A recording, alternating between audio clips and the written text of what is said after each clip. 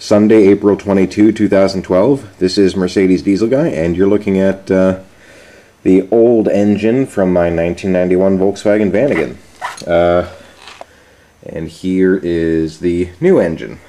As you can see, I actually today got the clutch, the flywheel, and pressure plate, not in that order, off this engine, and I got the flex plate off that engine.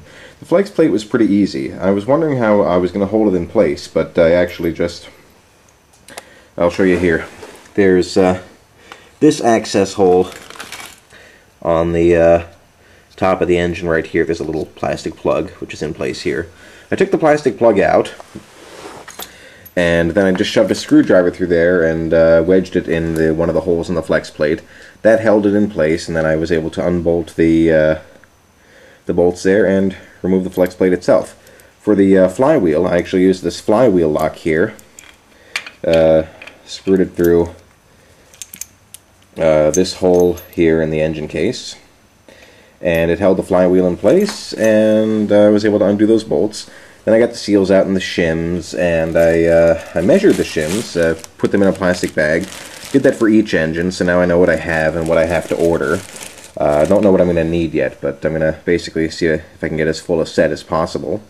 And then the last thing I was going to do today was take the two engine to transmission studs out of the old engine because they have to be transferred to the new engine. These here are longer for the manual transmission, so I'll just tell you quickly what I did. You can see I screwed two nuts here onto the end of it. Actually, I had a third on the end of it here for better grip. Tightened them all against each other, and then used my torch to heat up the engine case right here on the bottom, and then I was able to grip the stud with a wrench and eventually break this free without stripping anything out.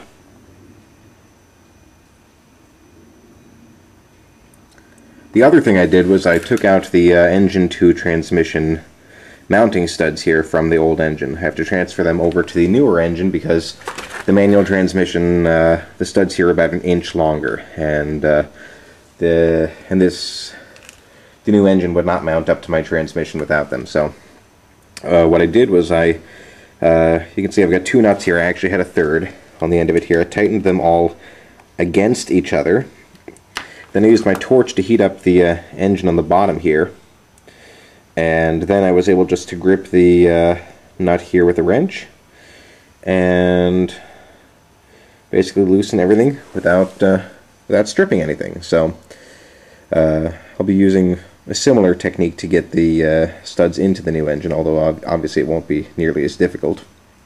And I'm going to clean these up and use some Loctite on them. But that's basically what I did today. I really had hoped to get a little further along this weekend.